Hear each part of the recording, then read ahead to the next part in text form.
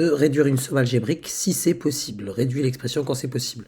Donc pour la première, je vais un peu détailler. J'ai un 4 et on lui ajoute un 5x. On voit clairement que le 4 est une constante, c'est-à-dire un nombre sans variable. Et ici, je lui ajoute un terme, ça c'est un terme, qui est sous forme de produit. Sous forme de produit. Ça c'est une constante.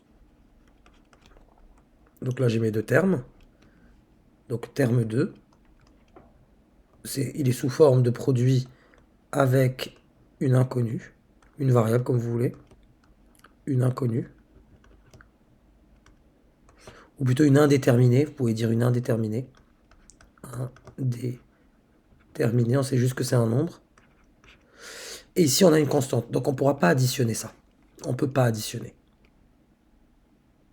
Ayez-le bien en tête, donc un 4 qui est tout seul et un 5x, on ne peut pas les additionner, donc on peut à la limite les écrire dans un certain ordre avec le terme avec la variable, donc 5x plus 4. C'est pareil que 4 plus 5x.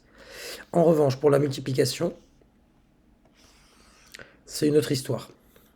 On va essayer de retravailler le sens pour vous expliquer ce dont il est question ici. Je me retrouve face à 4 fois 5x. Or, je sais par convention qu'entre le 5 et le x, il y a une multiplication. Donc l'expression est en fait égale à 4 fois 5 fois x. Or, 4 fois 5, ça me donne 20. Ça me donne donc 20 fois x, autrement dit 20x. Pour celle-là, c'est pareil, j'ai 4 fois x fois 5. Et par commutativité des nombres avec la multiplication, ça me donne 4 fois 5 fois x, ce qui me donne bien 20x. Passons à la D. J'ai une addition. 4x plus 5x. Je vois que mon terme 1 et mon terme 2 contiennent la même indéterminée. Donc je mets x, j'utilise la propriété de la distributivité. Le premier x, ou la factorisation, mais on n'en a pas encore étudié vraiment, donc je parle encore de la propriété de la distributivité. Donc là, c'est un 4, le deuxième, c'est un 5 qui multiplie x, donc ça me donne 9x. Vous pouvez le voir plus naturellement, hein. 4x plus 5x, bah, tout simplement c'est 9x. Ici, 4x fois 5x, c'est comme 4 fois x fois 5 fois x. Autrement dit, c'est égal à 4 fois 5 fois x fois x. 4 fois 5 me donne mon 20.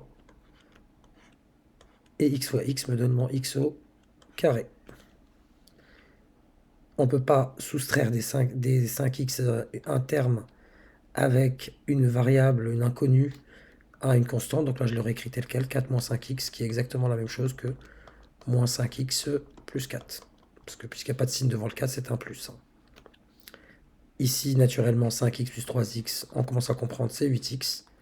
Là, on ne peut pas additionner des 5 et un terme contenant des x, donc je l'aurais écrit tel quel, ou je mets d'abord le 3x en première position. Ici, j'ai 5x au carré, là 3x au carré, je n'ai que des x au carré, je les additionne naturellement. Ça me donne 8x au carré. Enfin ici, j'ai un terme 1 et un terme 2. Celui-ci contient la variable x à la puissance... il n'y a pas de puissance, c'est puissance 1. Et là, il y a une puissance 2, donc je ne peux pas les additionner. Ce n'est pas la même chose. Donc je l'aurais écrit tel quel, mais plutôt dans l'ordre. D'abord 3x au carré, plus 5x.